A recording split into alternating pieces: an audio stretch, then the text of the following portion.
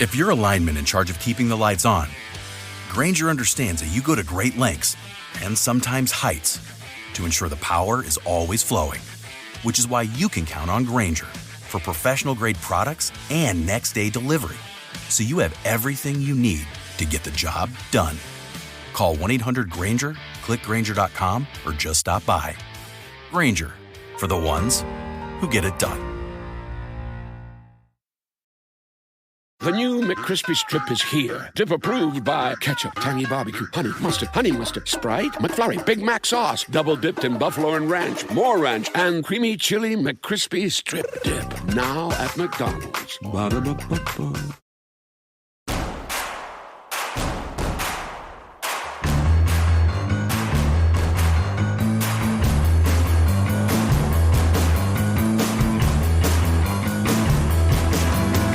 From your favorite source for Chicago White Sox talk, delivering news, interviews, analysis, and more. This is the Sox Machine Podcast with your hosts, Jim Margulis, James Fegan, and Josh Nelson. Thanks, Rob, and welcome to a new episode of the Sox Machine Podcast. I'm your host, Josh Nelson, and it's Thursday night, May 22nd, 2025, as we record this new episode. The Chicago White Sox almost picked up another series win against the Seattle Mariners. After being down early 3-0 on Wednesday, the White Sox did storm back thanks to home runs from Tim Elko, Lenyn Sosa, and Joshua Palacios. But they couldn't hold on as Seattle came from behind to win, and they took 2 out of 3 against the White Sox. In this episode, we'll recap that series, which featured new starting pitcher Adrian Houser, and boy, did he make a great first impression. Let's revisit our chat about Joshua Palacios, who clearly heard what we had to say and had himself a series against Seattle. Chase Meidroth is on a tear. Tim Elko is taking Andrew Vaughn's reps at first base. And are we hitting the panic button again on Luis Robert Jr.? Plus a look ahead to this weekend series as the Texas Rangers visits, which becomes an old friend set with Will Venable managing against his former team and Jake Berger returns. Lots to chat about, so let's get started. Joining me are Sox Machine's beat reporter James Fegan and managing editor Jim Margulis. And hello, gentlemen. And to start recapping the Seattle Mariners series, Adrian Houser, whirlwind of events, James. It seemed like he was in Chicago on Saturday. We got a tip that he was going to be signing with the White Sox. We were waiting for confirmation. Houser officially didn't sign with the White Sox until Tuesday afternoon. He starts that night, and he goes 6 scoreless innings on 90 pitches. He did walk 3 and only struck out 2, but he only allowed 2 hits. That's a great first impression for Houser with the White Sox. So what's the plan for Houser, and what does this mean for Bryce Wilson, James? I mean, he's in the rotation.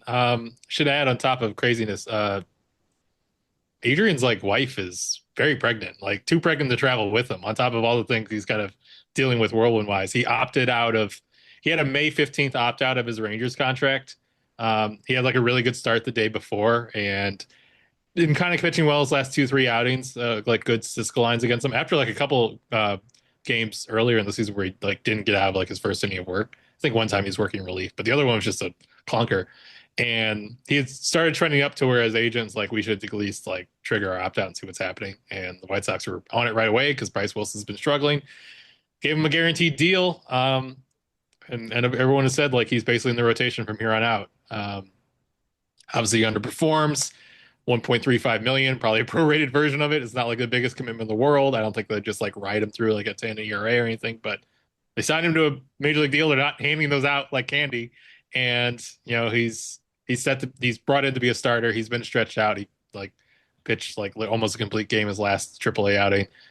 He's in the rotation. Wilson, we talked to him I guess Wednesday, Thursday. Anyway, we talked to him this week about after the move happened. He's kind of very, self-aware about it. I didn't perform well enough. They had to do something. I get it. And going back kind of a swingman role, I think he'd be another case. If someone went down, I think they know a little bit about how the starting thing went. And, he kind of needs to prove himself a little bit on that. He's doing this move to switch more third base side of the rubber. He had already kind of lowered his arm slot, and he thought well, I shouldn't double up on this, and so he moved more first base side of the rubber because he felt like he was already kind of far out. with his new slot. Now he's just going to go crazy far out, and we'll see how that plays out of the bullpen. And hopefully it's good. And I still think like if an injury pops up, if something happens kind of on short notice, someone like needs to be scratched, Wilson's kind of the first option to be kind of the fill-in starter, spot starter, long guy.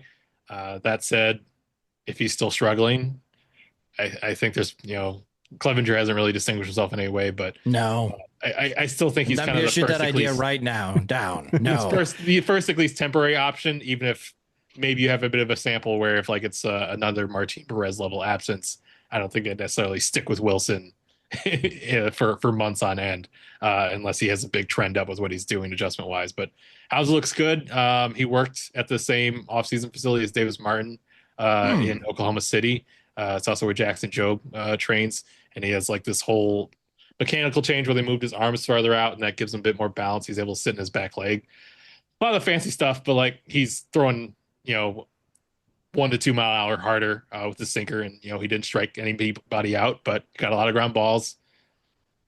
Most of the Cisco models, they have a lot of stuff that goes into stuff components, but generally if you throw the stuff harder, your pitches work better. And that seems like what's the case with him. And there have been flashes where he's been kind of a good innings eating back end starter for stretches, at least in his career. So they're hoping if he's ticked up, that's what it'll be, and kind of ride with it for a little bit. Yeah, tough situation though. Personally, like having to leave your wife behind.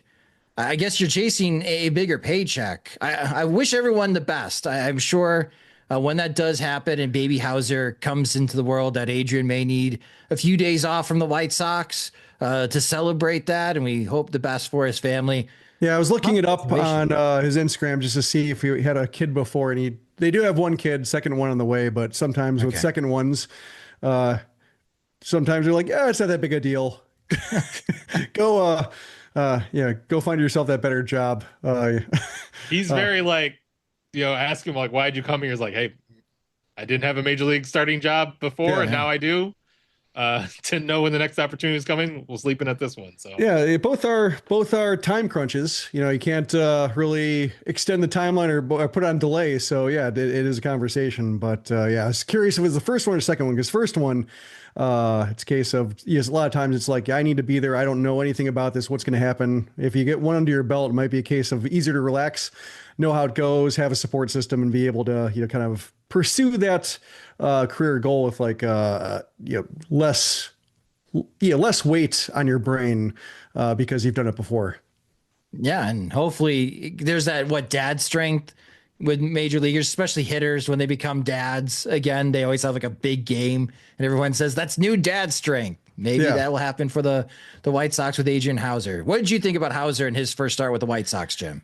Good. I mean, as advertised, pretty straightforward in terms of like sinker forward and getting around balls and not getting a ton of strikeouts. But I guess the pleasant surprise was that he had a wider array of secondaries than either he normally does or that I appreciated when it came to his profile, like being able to, a lot of variety with the breaking balls, change ups, to where like sometimes the sinker ballers, they get their lineup once or even twice. And it's like, okay, they throw a sinker, big deal. Once the velocity is down, and they start missing higher, it's launch time. But in this case, it was very much a being able to sequence differently, seemed pretty relaxed in terms of like the game plan with Edgar Caro. Like there was a lot to like for somebody who just signed a deal the day of. And I guess what he's making, I think like $35,000 at least prorated more than Bryce Wilson is. So, or is it 300? That might be 300. I think Wilson's 1.05. So yeah, that would be 300. But either way, like it just like, when it comes to the pecking order of White Sox guaranteed contracts, he did sneak in one peg higher. And so I guess he does have this job for the time being. Wilson did say finally, damn, I've never seen him have a curveball quite like that, before. So okay. So I'm not the only one surprised. And Hauser said he felt like the adjustment that, had knock-on effects for all his secondaries, that he felt like he was getting to him easier. So, I think it scans. Well, Hauser's next projected start for the White Sox will be in Queens against the New York Mets. That'll be a very tough test, but let's hope that the good vibes with Hauser joining the White Sox rotation continue. over the offensive side, so much focus on this because we have now entered the 50th game of the season. The White Sox are 15-35. So again, continuing to look for hope and looking for some hope on the offensive side. And boy, Jim, I think Joshua Palacios listened to our previous podcast episodes because he had a big series against Seattle going 4 for 10 with power. He had 2 doubles and a home run in this series. And Jim, with this performance, and we know that Mike Tauchman and Andrew Benintendi eventually are going to rejoin the White Sox. It sounds like Tauchman's been with the White Sox. He's in Chicago for some time, so we're expecting some roster news. But with this type of series, did Joshua Palacios buy more time for himself in Chicago? I don't know. I think is the fair answer, to be honest. I think in terms of his performance, he was due some regression. Like, he's a credible AAA hitter. He's had, stretches here and there of major league competency. So probably wasn't going to be as awful as he was. The quality of bats wasn't terrible. So to see him have a good series, while we were, while he's obviously a candidate to be like, where the hell did this guy come from? And why is he taking so many prominent at bats? Yeah. And why is he such a big part of the game plan? I think that was a bigger part of it than like this guy is has no business being in the majors. He has some business being in the majors for like a second division team. Like, he's played for the Nationals and the Pirates and the White Sox. Like, that's very much like the mode of team that he can find opportunities on. And so, he has that here. But when you look at the roster, just, with 5 outfielders on guaranteed deals, like, it's hard to find room for Palacios if Slater and Tauchman and Benintendi are healthy and Taylor's around and Roberts around and they're all there. Like, I don't know. You don't need 6 outfielders. And, I guess the concern would be that if the White Sox designate him for assignment and Tauchman comes back and he gets hurt immediately, which seems to have happened a couple times now, or Benintendi, same thing. Like, they've both been on the injured list multiple times, that all of a sudden you're like, oh, I wish we had Joshua Palacios. But I think, given his profile, there are a lot of him around. Like we talked about last time, Dominic Fletcher would be another one of those Palacioses to integrate in the lineup and just cycle through to see if any of them click beyond like a 90 OPS plus. So yeah, as nice as it was in terms of like, bashing against the Mariners and an entertaining competitive series, which White Sox fans did not see against the Cubs, that, a tip of the cap to him. And, perhaps that sets him up well if he does get DFA'd for a team that is in the same position as the White Sox were, in that, you need any kind of outfielder who can stand in major league batter's box, preferably from the left-handed side. He could be claimed and set himself up well for that next opportunity and the next cup of coffee. But, this is, I think, was the drawback of Chris Getz's outfield fixation of just, loading up on guys who are locked in, that should you find anybody that performs well enough for you, then, it's really hard to make accommodations for him. So yeah, that's why I think Palacios probably out unless like there's a setback with rehab. Tauchman, I think he was 0 for 20 before he snapped a hitless streak. So, Benintendi probably, or maybe he gets a game or 2 more.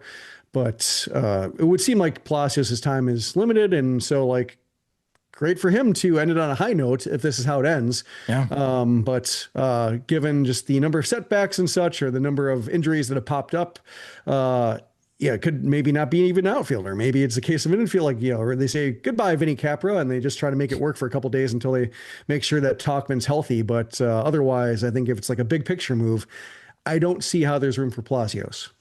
Got it. Yeah. Should specify that Tauchman was in Chicago on Monday, seemingly like a little check-in, but then went back out to Charlotte, with Venables saying that he needed to play back-to-back games in the field. He proceeded to play back-to-back games in right field, and then wasn't in the lineup Thursday night. So hopefully you get to this, listeners, early in the morning, so that there hasn't been like Tauchman's activated, Palacios DFA'd before you're even getting to enjoy the discussion about whether it should happen or not. I guess you can interpret the discussion as, should we miss Palacios? if this feels like old news. Well, Press F to pay respect. Palacios in 36 games. So Palacios already played 36 games with the White Sox. That's a lot of games. 100 plate appearances with the White Sox. His weighted runs created plus is now 91. WAR, according to Fangraphs, negative 0.3. But he had a big series against Seattle. We'll see if his roster spot is in jeopardy if the White Sox do officially call up Mike Tauchman this weekend against Texas. We'll preview that series later in the show. Yo, it's D-Lo. I'm partnering with Ro. Women, y'all feel that? It's sexy. But if you're stressing about your performance, it throws you off. That's why I rock with Rose Sparks. Rose Sparks dissolve under your tongue and hit fast so you're ready when the moment pops off. You feel like a superhero and satisfying your partner. That's key. Rose Sparks help you last longer, stay fuller, and keep the whole vibe right. With Prescribe, new patients get $15 off their first order. Hit up ro.co/backyard and to see if Rose Sparks are right for you. That's ro.co/backyard and see if Rose Sparks are right for you. Compounded drugs are permitted to be prescribed under federal law, but are not FDA approved. Do not undergo FDA safety effectiveness or manufacturing review. For full safety information, go to ro.co/safety info. Dear McDonald's, your breakfast menu? Fire. 10s across the board. I could be happy with anything, even though I ordered the same thing every time. Thanks for not judging me. I'll try something new next time. Maybe. Score a 2 for $5 deal on a sausage McMuffin with egg and more. Limited time only. Price and participation may vary. Cannot be combined with any other offer. Single item at regular price. Ba-da-ba-ba-ba. But while I was looking up Joshua Palacios and how this series against Seattle impacted his season numbers, I was a bit surprised in who leads the White Sox in weighted runs created plus, and that's Chase Meidroth. And Chase Meidroth is on a tear right now for the White Sox. He has a 9-game hitting streak. He also had a big series against Seattle. He went 5 for 12 against the Mariners with a double. He also picked up 3 stolen bases. And in 27 games this year, Meidroth has a 122 weighted runs created plus. That means he's 22% better than league average. He's already worth 1 WAR, according to Fangraphs. So there you go. White Sox position player reached 1 WAR in 2025. Huzzah! The White Sox actually have 3 hitters right now that carry a better than league average weighted runs created plus. Matt Thaiss is at 104. And Miguel Vargas, his strong May and winning player of the week honors last week, 102. Andrew Benintendi, when he returns, is currently at 99, and Edgar Caro is at 94. We'll mention where Luis Robert and Andrew Vaughn are in a moment. But with Meidroth kind of on this tear, James, a 9-game hitting streak, he's batting over 300 now for the White Sox as a rookie. Is this sustainable, his level of play, or is this 2021 Nick Madrigal? I'm glad you left that opening for a hot take by comparing him to 2021 Nick Madrigal, who I think everyone would say was below expectations in terms of defense, in terms of on-field decision-making, in terms of base running. The only thing that stopped 2020 Nick Madrigal from hitting was tearing his hamstring running the bases. Up until that point, he had hit. Up in 2020, he had hit. He has not hit since this major injury he suffered, which seemingly had knock-on effects with, compensatory leg issues his following year with the Cubs. But I don't think Nick Madrigal hitting someone who, sure, it's not a celebrated draft pick, but wasn't like someone who was projected to go in the second round the day he was drafted, or not viewed as having like an elite hit tool or elite feel for contact. I think like Madrigal's a small dude, baseball's hard. Maybe injuries were kind of inevitable with him, but I don't think necessarily like him hitting was going to fall apart because of his skill set, before he got mega hurt all the time. So in the same vein, like Meidroth's been doing what he's been doing for a while. I think he's overperforming his XBA or X slug. He did that last year too in AAA. He was supposed to only like slug 320 based on batted ball metrics last season. He slugged 400 in AAA. he's riding with like a 350 something BABIP right now. He does hit low line drive contact very often, which closes his power ceiling, but is going to play well for getting hits and falling in. And his plate discipline has been excellent and really fueled like how consistently he's getting on base, give him kind of pretty high floor because he's not going to strike out very much and he is going to walk pretty often. And it's his first 100 plate appearances of his major league career where he presumably has clearance. I don't know if they need to file a waiver at the league office to get better while he continues acclimating to the major leagues. So sure, this is a heater right now. It's going to run hot and cold. It's going to dip, but I don't necessarily think like the bottom's going to fall out and he's going to be like a 70 WRCS player because everyone's going to realize he doesn't hit the ball hard. Something that's been kind of fun watching him is like, yeah, he's got the lowest chase rate in the league. He's been called passive in the past. He'll ambush balls early in the count. Like if you say like, oh, just throw fastballs to him, just pepper him with him because he can't hurt us because he can't slug. He won't lift in the air probably. He did the other weekend and Wrigley. Those seem like the sort of environments where he could, hit some pull side homers, but he'll probably whip it for a single. He's been doing it the last 2-3 weeks. He's not just getting walks or racking up like these great chase numbers full of what I see as like full blown passivity. So yeah, I don't know if he's a 120 WRC plus guy from here on out. That'd be great. That would really solidify him. But I think it was already, like, even if we wondered like impact, even if it's be enough of a bat to cover if you stretch defensively at shortstop or, wouldn't necessarily make him an impact regular. I think I was pretty confident he was going to be a guy who get on base. He's getting on base really well. So I think he's going to be certainly somebody who you feel pretty comfortable playing a prominent role in this White Sox offense for this year and next. And you should only be so lucky if you get to a point where you're squeezing out Chase Mydroff, getting on base all the time because he doesn't hit enough power and the White Sox have so many better options. I feel like that day is a bit farther off. That's like asking Chris Getz when the rebuild's going to be done. Like, I don't think there's a date on it. So I think there's a pretty long runway for Chase Mydroff to do Chase Mydroff things the way it looks right now. What surprises me is that like he's 8 for 8 in stolen bases. I'm surprised to see him running as aggressively as he is. And, looking at his, record in the minors, like he could steal a base, but he struck me as one of those who was like more of like an opportunistic base stealer or, somebody who might get a green light in situations where if you get thrown out, it's not that big of a deal, but has an above average chance of like making it on his own in low leverage situations. But like he is running, especially given the amount of injuries he's recorded or the amount of nagging issues, like he's run the bases aggressively, tagging up aggressively, seems to be working out for him. But I think that's something that, watching Madrigal play, that to me was the biggest disappointment for him is just like how he didn't move the way he was supposed to move based on his Oregon State draft reports. Like that was supposed to be a big component, was like has an elite hit tool, may not get extra bases on his own, but can take extra bases with his legs. And so like he may not get doubles or triples, but he can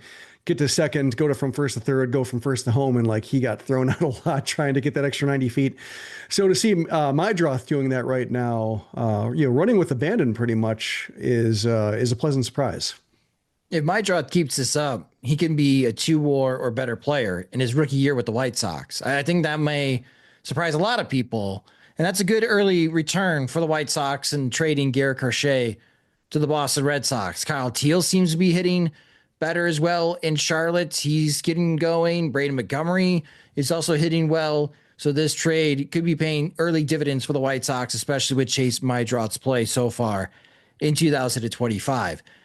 With McValue at McDonald's, you don't just get deals on the drinks. You get deals on McDonald's drinks. So when you're breaking a sweat, embrace the chill without breaking the bank. And when your crew is running on empty, keep your wallet full while refreshing the squad. Ace the vibe check with drinks like lemonade, frozen Fanta Blue Raspberry, or any size drink for just $1.49. Limited time only. Price and participation may vary. Cannot be combined with any other offer. Ba-da-ba-ba-ba.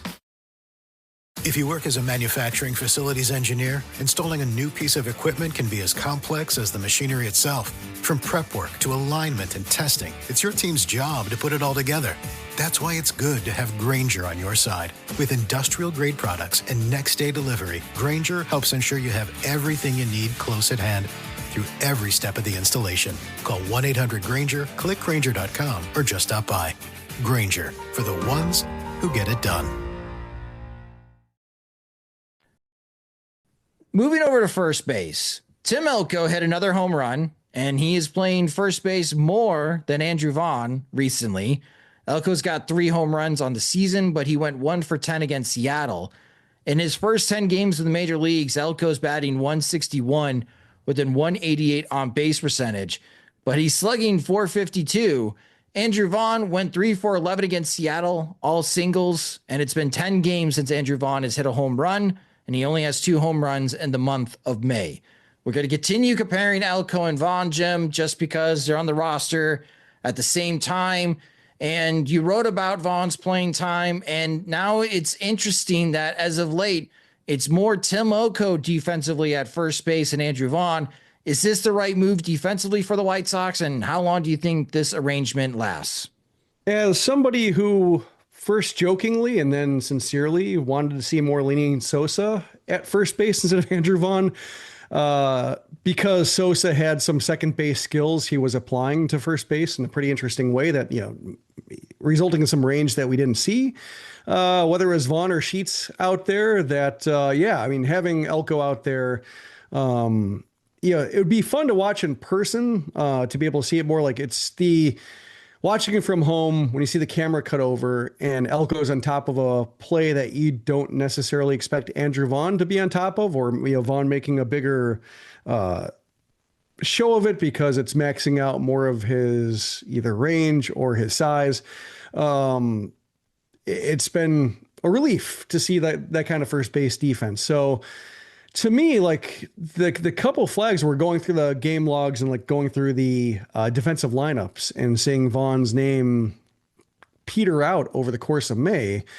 There was the fact that Elko has started the last 5 games at first base, and that really seems like, well, if you're going to be a fringe hitter, at least we're going to get from you what you do well. And Elko has a reputation of being a very good first baseman, AA, AAA, like he's been a favorite of managers and coaching staffs and even like league honors for being a top defender at first base.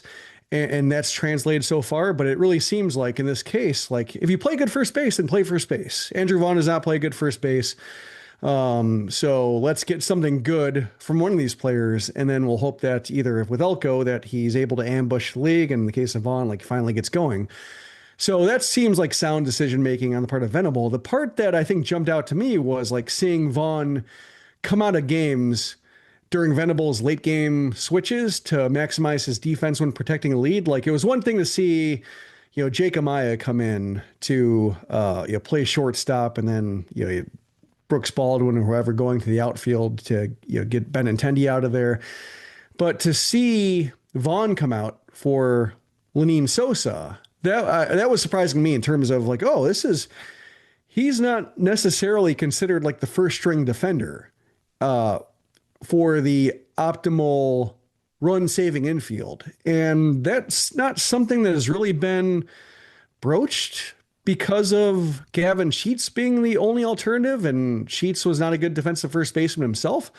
Also really hasn't been said, but if you look at like just the actions of Venable versus, the rhetoric spoken around Andrew Vaughn, that's one of the keys to me that, okay, they're looking for ways to get value out of that position that they haven't been getting value at. And if it's a case where Vaughn has to sit or Vaughn has to be removed from the game, I think they prefer to do it like when Vaughn gets on base and then they can pinch run for him. And then you get the added wheels and then like you get somebody defending, but like they're just straight up replacing him defensively without the kind of offensive impetus to do so.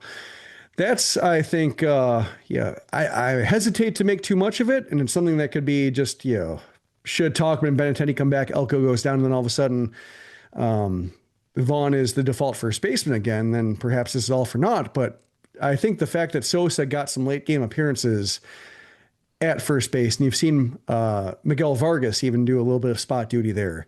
suggests that should Vaughn continue not to hit, that Venable and by extension Chris Getz are more open to seeing either what else can you get from first base, or failing that, like if you just given up on getting meaningful production from first base, and let's make it easier on the infielders throwing there and on the pitchers who are trying to get extra outs all the ways they can. And first base defense would be one of them. Can Tauchman play first base? He hasn't. I'm surprised by that. Like at least in recorded games, either minors and majors, been entirely outfield, which surprised me. Okay.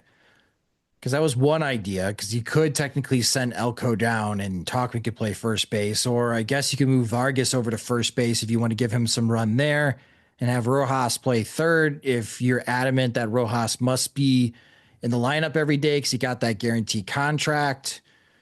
It'd be interesting this weekend, James, when we do get the roster announcement for the White Sox and how they handle this. But with Elko playing more defensively at first base than Andrew Vaughn, does that give Elko a little bit more staying power, at least for a couple of weeks, James? Yeah, I would think. Probably not enough in terms of like to make him bulletproof. What do you want out of a first? What qualities of a first baseman come to mind? Was it offense? Because I think someone who's like the team leader in hits, maybe that's someone you think of as the first baseman, which would of course be Lenny and Sosa, as we all know. I think him being having options, Sosa not, Vaughn. Vaughn's got options. Yeah. It's probably like a nuclear option a little bit for them in terms of doing nuclear options. I don't get it. Like, I'm going to be meatball for a moment. At this stage, we're 50 games into the season. Jim, you and I had an entire podcast episode laying out our case for optioning Andrew Vaughn. And Vaughn hasn't done a damn thing to change anyone's mind since we have had that podcast episode. If anything, he's further enhanced that case of why he should be in Charlotte right now. Like, I don't get it. Like, how far he is the worst player in Major League Baseball. He's worth negative 1.3 WAR. Jim, he's going to challenge Adam Dunn. If you continue to play Andrew Vaughn as much as you are, and maybe not having to play defense saves on the WAR front, but we are talking about someone who is on pace to be worth negative 2.5 WAR this season. We have not seen that, for the White Sox at least, since Adam Dunn. And Adam Dunn had a physical ailment that he could blame that terrible season on. I don't know what Andrew Vaughn could blame this terrible season on.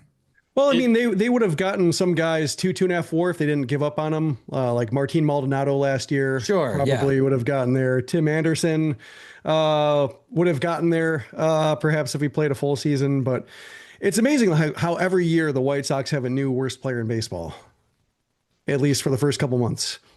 If you option him, even like if he doesn't accumulate any more service time, you're not paying his arbitration at the end of the year. No. Unless it's like a very quick refresh, it kind of takes you out of like any hope of like flipping him in a trade, even this like small scale one. It really kind of has to be, I feel like it'd be kind of the final decision. And, I can't say he's not earned it. Like, even if there's underlying metrics that suggest he should be like more average, like it's 50 games. He's an offensive only player. In terms of value, like he's not providing any, like it wouldn't be out of the realm. It's just, it would require them making what I think has to be a final decision that they've kind of held off acknowledging is nearing in any way other than like what's recently kind of dribbled out of just his playing time indicating one level of dissatisfaction with like what he's doing. So I'd be not surprised in terms of like the merits there. I'd be surprised in like we didn't know when it was going to happen, if it was truly going to happen until it happens type of level of surprise. I think the case is there. I think the fact that Elko is looking a little bit like you could make the case of, hey, he's a little overwhelmed, take that down, AAA, get refreshed.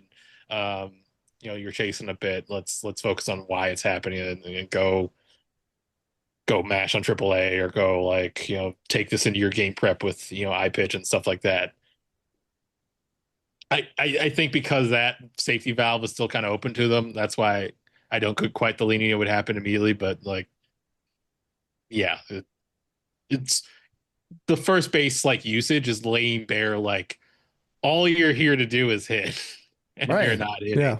That can kind of bring the question to a forefront. It's a case like him being DH is right now it's fine. Like nobody likes it, but it's fine just because when you look at who else could be taking those at bats if you don't want Matt Theis and Edgar Carroll playing every day, which, you know, we've talked about it before here and there about Carroll tending to just kind of hit a wall towards the end of the seasons. If you're managing his playing time and the stress of, you know, adopting major league responsibilities, that, you know, they're not going to put him in DH when he's not catching every single game, then like Vaughn is your best bet for a good at bat and somebody who could theoretically get it going versus like Vinny Capra or something like that. So, you know, when it's Benintendi's hurt and Tauchman's hurt and Slater's just coming back, like there aren't a whole lot of better bets to take the DH when everybody else is handling defensive responsibilities. But I think this is the case when you have Tauchman and Benintendi on the doorstep.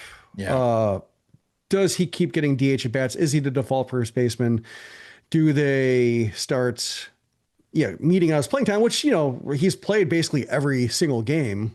So even like sitting him twice a week, playing him 5 out of 7 games, one series would feel like a major step down in terms of just drawing down his responsibilities. But yeah, it would seem weird to go from we need you in the lineup every single day to enjoy Charlotte for the first time. And, you know, here's a TripAdvisor list of all our favorite places to do and see in the Queen City, which I don't think they're going to do. He has been hurt before, so he's been on rehab. True, but there's a photo of him in that Koopy Knights mask. Oh yeah. It's I'm thinking of like the Gordon Beckham example. Like I remember Gordon Beckham talking about how he hadn't been in the minors in so long. You know, he'd been there on like occasional rehab stints to where like, oh, I got to buy these guys dinner because I'm making $3 million and everybody else is making $30,000. And so it's my responsibility to buy the spread while I'm here. But then like once he was back to being a full season player in AAA and minor league contracts, it's a case of like, nope, I'm one of you guys now. I can't, even though my career earnings are a lot higher, I'm just like anybody else trying to get back to the majors. And so that was an adjustment for him. And so I can see like it's, that among the many things, or many reasons like people knock Beckham for being like maybe out of control when it comes to the broadcast booth, or maybe a little bit scatterbrained in terms of what he's saying. Like sometimes he has some really interesting recent player, especially recent struggling player experience that he brings into the broadcast booth. And that's one thing that stuck out to me was it's different coming back and just being there because you're struggling versus rehabbing. It's 193 plate appearances, which is like 1/3 of a typical season for Andrew Vaughn. It's a 44 weighted runs created plus. Andrew Vaughn is 56% below league average offensively. If Elko gets optioned for like Mike Tauchman, hypothetically, before this weekend series starts, and they keep Andrew Vaughn, I can't imagine what the reaction is going to be from White Sox fans on social media and the comment section on Sox Machine. I don't know. I think the case is pretty clear. Vaughn needs a reset. And even if that is a nuclear option, to James's point, you're not tendering him anyways after this season. You're not paying him $7-8 million or whatever he could be asking for in his final year of arbitration. He will be a free agent after this season. And I don't think we have to worry about anyone trading for him. Although if he's in the minors long enough, then he would not reach free agent. That would delay his free agency. He would get non-tendered probably. Yeah, he would get non-tendered. But in terms of like he would find his way to free agency. Yeah, some means, rather rain or snow. The clock is no longer the issue. It's a matter of talent. If they send him down to the minors, like they would get that extra year of service time. They would not probably want that extra year of service time. With McValue at McDonald's, you don't just get deals on the drinks. You get deals on McDonald's drinks. So when you're breaking a sweat, embrace the chill without breaking the bank. And when your crew is running on empty, keep your wallet full while refreshing the squad. Ace the vibe check with drinks like lemonade, frozen Fanta Blue Raspberry, or any size drink for just $1.49. Limited time only. Price and participation may vary. Cannot be combined with any other offer. Ba-da-ba-ba-ba.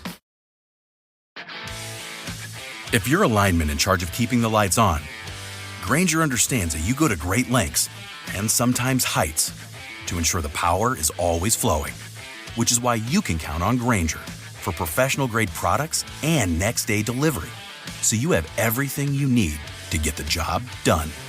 Call 1-800-GRANGER, click Granger.com, or just stop by. Granger, for the ones who get it done. Someone that might be a free agent sooner than they were expecting, Luis Robert Jr. Luis Robert, this series against Seattle, 1 for 11. In his last 15 games, Robert is batting 170 with a 200 on base percentage and slugging 189. That's a 389 OPS in his last 15 games. 0 home runs, 2 walks to 14 strikeouts. Here's manager Will Venable speaking to where Robert is at. For me, it's just as an observer, you see a guy that's got one mentality on the bases in the outfield and maybe, and that's an aggressive one, and then maybe a little in between at the plate. And so, for me, it's just about, making sure that he felt supported and that, at the same time that we're challenging him to do all the things that he needs to do to make adjustments to get better, and he's doing those things. So, I think he knows where he's at. He's working extremely hard to make adjustments, and he's going to find what he needs to find to have more confidence at the plate. James, you got a chance to speak with Robert earlier this week. How is he feeling about his struggles in 2025? Not good.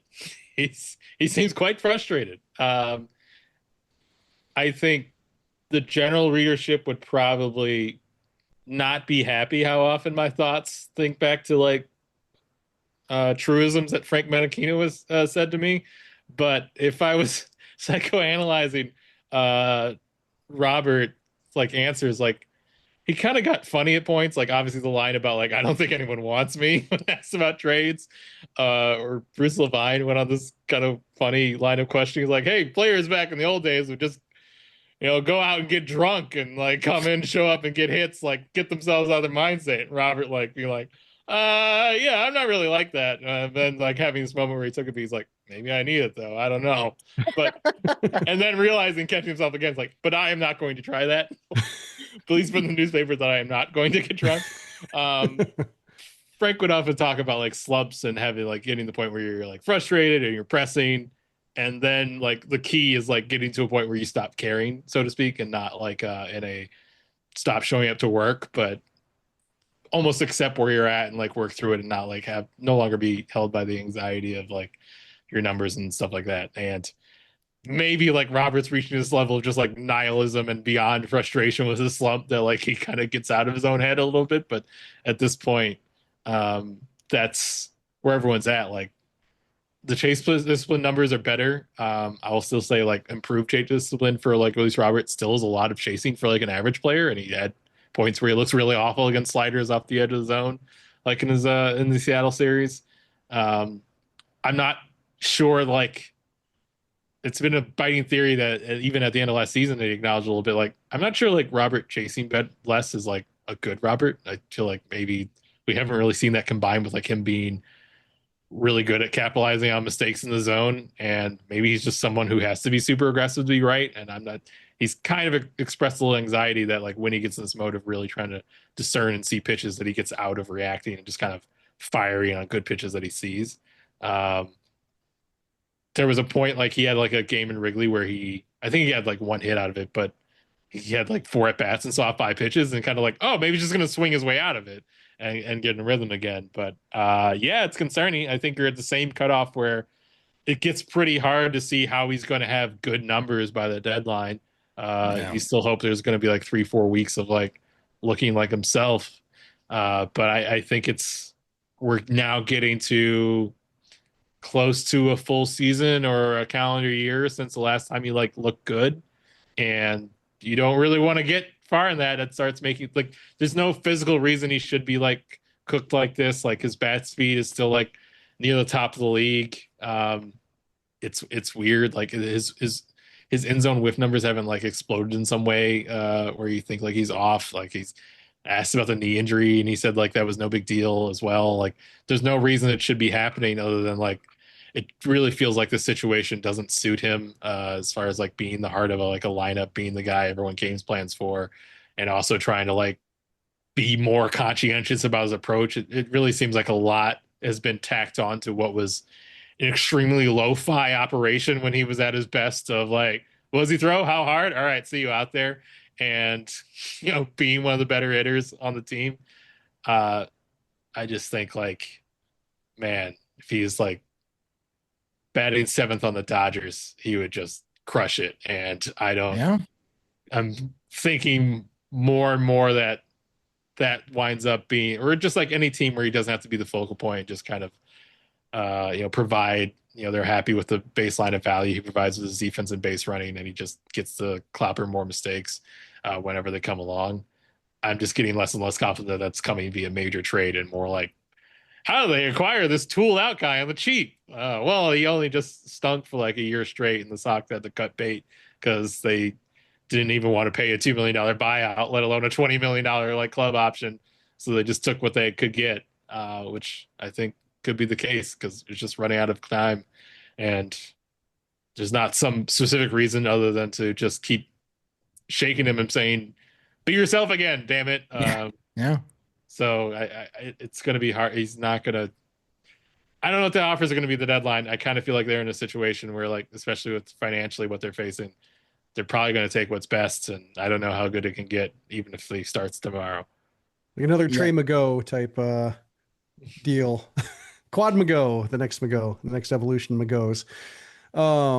What's weird about watching Robert, we have a lot of experience, having seen the other extended hitters, Yohan Moncada and Eloy Jimenez kind of go through the same thing of just looking right briefly and then all of a sudden all comes undone. But like, this is the first prolonged stretch of somebody being ostensibly healthy, that it can't be blamed on that, or you can't, with Moncada and Jimenez, even Robert in previous seasons, it was like the one wrong step running down first base that all of a sudden, like 3 games of progress were completely unraveled, and you're hoping that limp doesn't persist into another like 2-month stay on the injured list. But this is a case where like he's running fine, running with abandon. You can't blame that. And so I think it's a different level or voicing of frustration that we didn't hear with Moncada and Jimenez, even Tim Anderson, going back to him in his last year at the White Sox, of just being miffed of why their lineup, the production isn't there, but ultimately knowing like the body failures of varying degrees were attributable to that. Like in this case, Robert seems fine, and even his sprint speed is within his normal range. Bat speed is ticking red in Statcast, so like everything's there. Just a matter of like I was thinking, spring training trades that him batting 8th on the Phillies would feel like a coup for Dave Dombrowski. So just a shame that like I think when we've discussed Robert, my fear was like it was always a case of like no matter when they trade him, it's always going to feel like selling low because he's never quite at peak value at a time that can be traded. And this would definitely be a case of like selling lower than low. Or even when the White Sox after this weekend go on the road, the New York Mets, they might be a possibility as well. But I agree with you guys right now. We were contemplating a couple episodes ago, can the White Sox get a 45 future value grade prospects for Robert? Now it's like, can they get 240 guys? Well, I think like with the future value thing, like they could get somebody else's Tanner McDougal. Like he's got a 45, but relievers are weird. It would be a reliever in that case of just, we got you the 45 FV prospect you wanted, but not the one you wanted. Even if he gets traded, unless he gets on an absolute tear for his new team, I don't think they're picking up that $20 million option. Depends on the pockets. Yeah, I guess you're right, Jim. It does depend on the pockets, but I mean, we could talk about Robert entering free agency. Like everyone, Anderson, Makata, Eloy, then Robert, all free agents. Didn't get a chance to dip into the club options. I don't think it's supposed to be a particularly strong free agent class. No. And also like if he does get hot with the new team, like I think he'd be,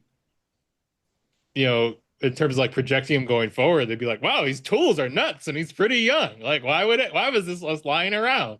If like he has any measure of success at all, I feel like it looks great from a scouting and like projecting him forward standpoint. So like if he has like a monster playoffs or somebody, I feel like they'd be like, oh, 20 and it's not even like a long-term commitment. Like for a guy who's been mercurial, why not? So yeah, I think it depends on the pockets, but certainly not these pockets. No, certainly not the White Sox. With McValue at McDonald's, you don't just get deals on the drinks. You get deals on McDonald's drinks. So when you're breaking a sweat, embrace the chill without breaking the bank. And when your crew is running on empty, keep your wallet full while refreshing the squad. Ace the vibe check with drinks like lemonade, frozen Fanta Blue Raspberry, or any size drink for just $1.49. Limited time only. Price and participation may vary. Cannot be combined with any other offer. Ba-da-ba-ba-ba. If you're a lineman in charge of keeping the lights on, Granger understands that you go to great lengths and sometimes heights to ensure the power is always flowing, which is why you can count on Granger for professional-grade products and next-day delivery, so you have everything you need to get the job done. Call 1-800-GRANGER, click Granger.com, or just stop by. Granger, for the ones who get it done. The Chicago White Sox stay at home. They'll start this Memorial Day weekend, Friday through Sunday at home against the Texas Rangers. On Monday, on Memorial Day, the White Sox will be in Queens against the New York Mets. The Rangers this year, 25-26. They're third place in the American League West. They're 4.5 games back of Seattle for first place.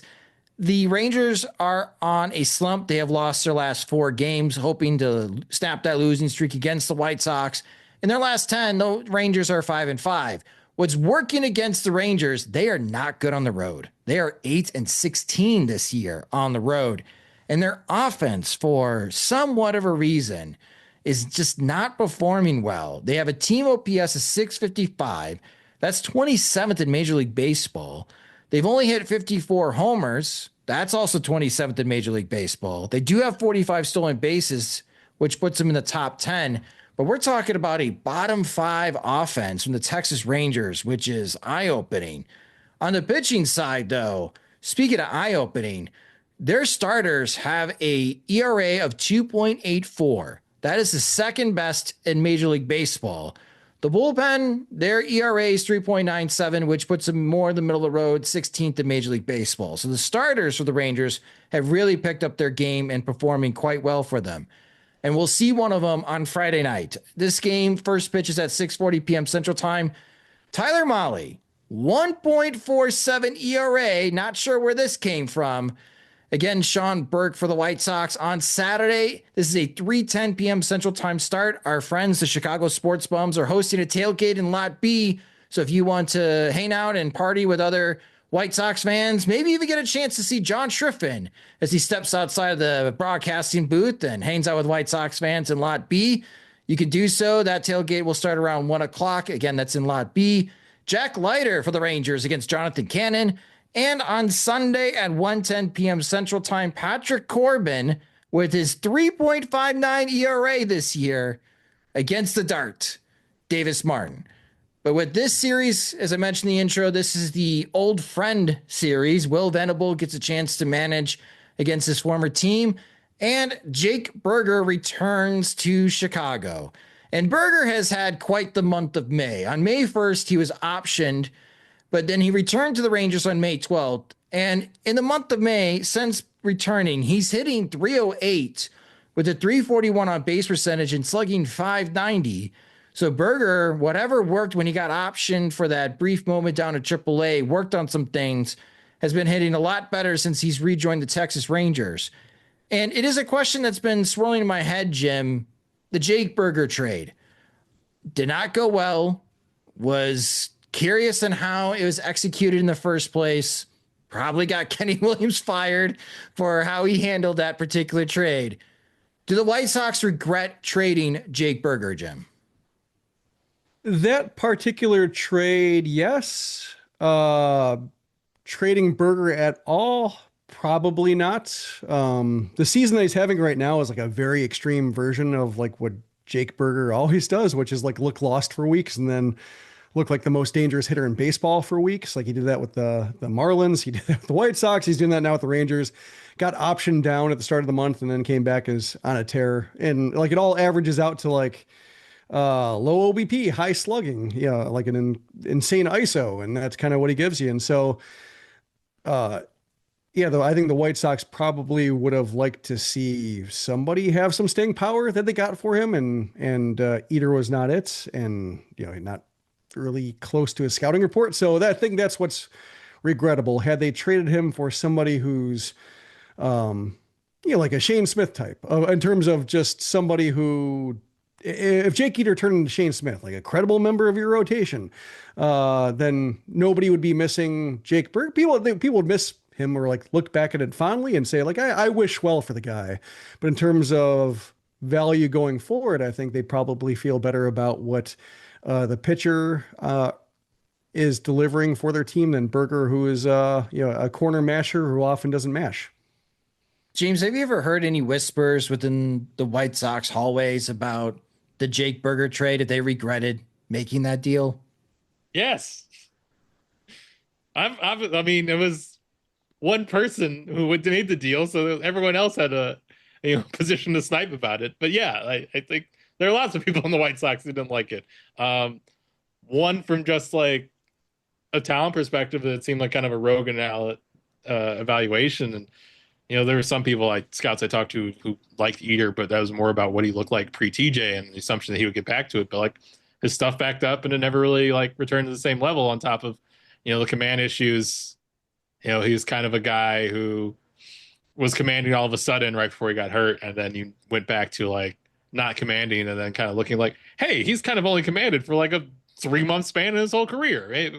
Maybe we don't have anything worth expecting as far as regressing to a starter level of command. So yeah, I think it was both on the level of this return wasn't good.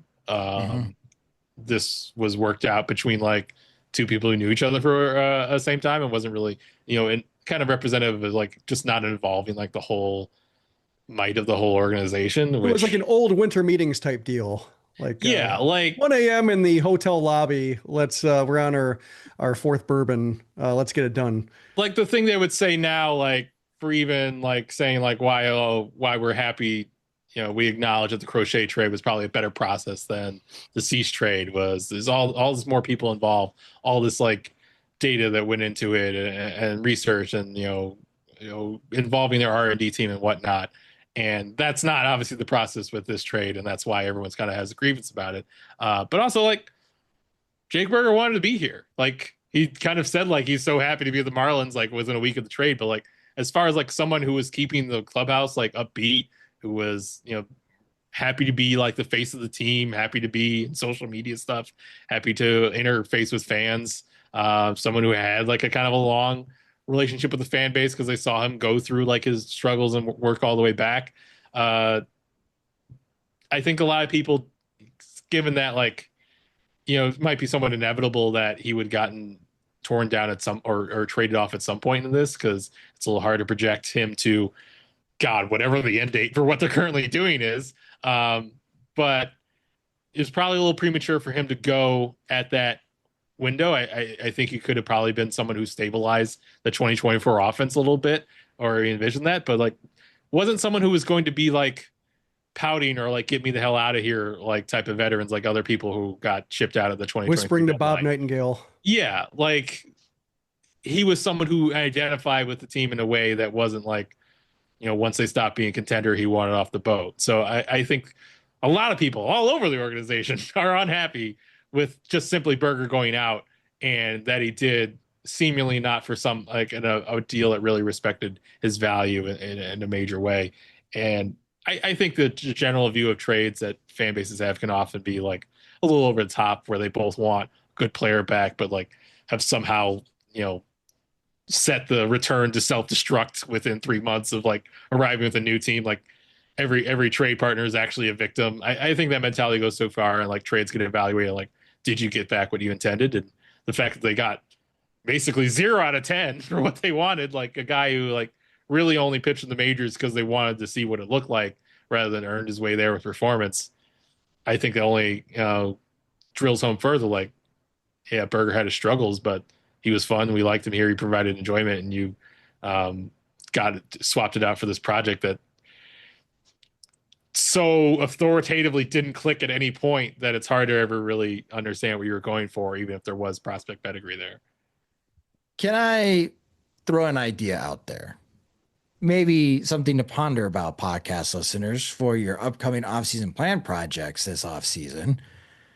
Berger is going to turn 30, but he's finally going to be hitting arbitration next season, arbitration 1. So still not expensive, but he's going to make a lot more than a $790,000 salary this year, maybe $1 million or $2 million.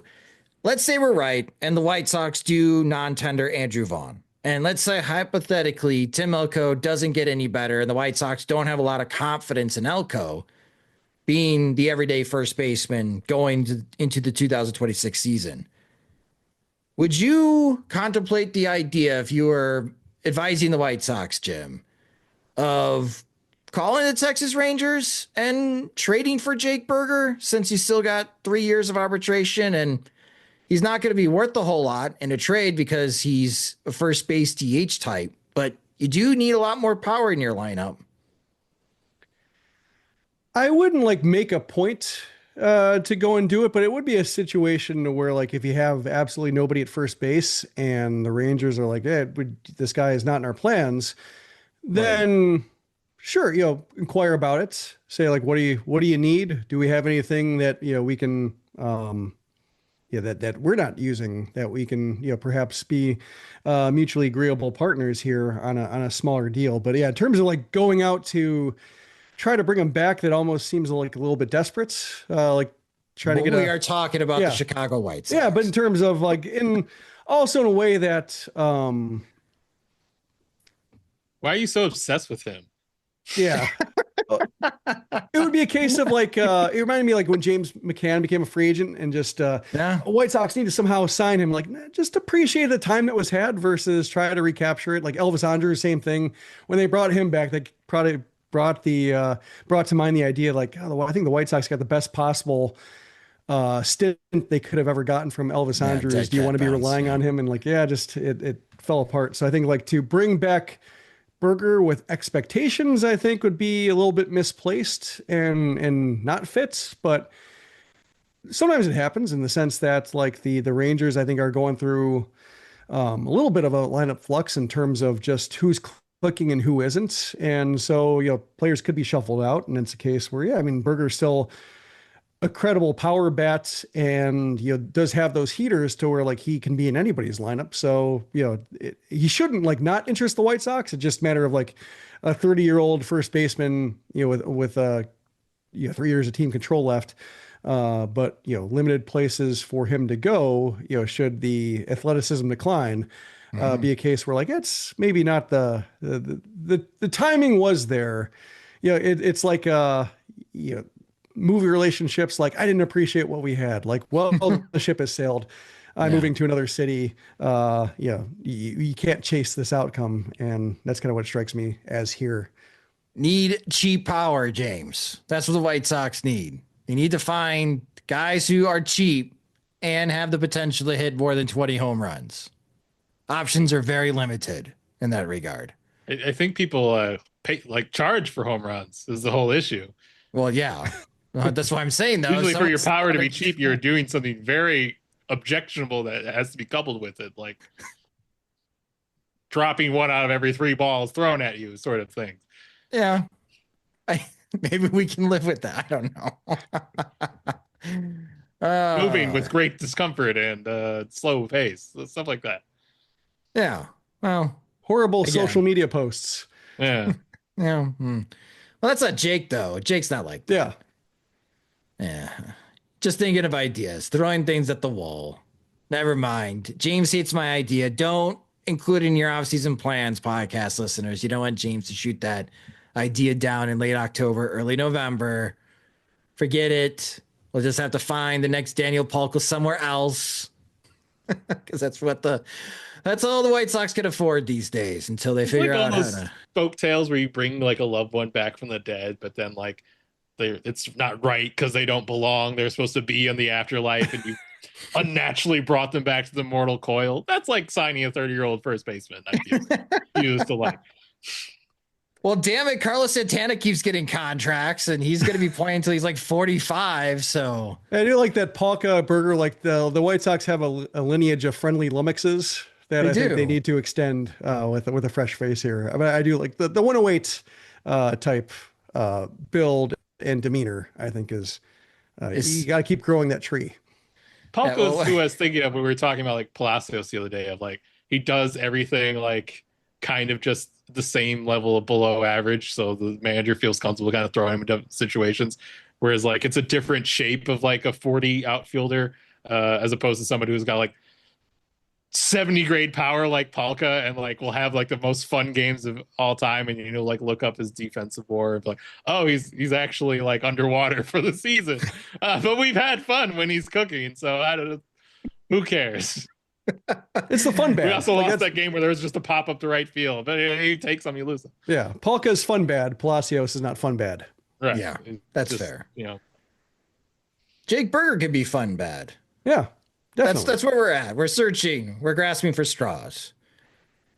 But that will do it for this episode of the Sox Machine Podcast. We will be recapping and how the White Sox and the Rangers fare, especially Jake Burger returning. Be interesting to hear from Will Venable and how he feels managing against the Texas Rangers. And again, we get a chance to see some excellent starting pitching from the Rangers this weekend before the White Sox head to Queens for Memorial Day weekend. We hope that you have a wonderful Memorial Day weekend. Get a chance to spend it with some friends and family. Hopefully the weather gets a little bit warmer in Chicago so we can all enjoy it outside. And maybe I'll see some of you at the ballpark this weekend. But if you just discovered the Sox Machine Podcast, you can subscribe to the show wherever you listen to podcasts, such as Spotify and Apple Music. You could also listen and watch the show on our YouTube channel at youtube.com/Sox Machine. Follow us on social media. We're on all the platforms at Sox Machine. You can follow James at JR Fegan. You can follow me at SoxMachine_Josh. We are on Blue Sky. You can follow us at SoxMachine.com. James is at jrfegan.soxmachine.com. I'm at josh.soxmachine.com. If you enjoy our work and want full access to all of our coverage of the Chicago White Sox, the White Sox minor league systems, the upcoming 2025 Major League Baseball draft, as I just posted our recent top 100 update for the upcoming draft, sign up at soxmachine.com. Monthly subscriptions start at $5. That gets you an ad-free version of both the podcast and the website. We also have additional tiers of support leading all the way up to our Veterans Committee, which will be part of our group chat with our other VCs, having direct access to both Jim and James during the season. If you're interested in that, go to soxmachine.com and sign up today. The Sox Machine Podcast is a production of soxmachine.com. You're for all things Chicago White Sox baseball and part of the Blue Wire Podcast Network. Alongside Jim Margulis and James Fegan, I'm Josh Nelson. Thanks for listening and watching.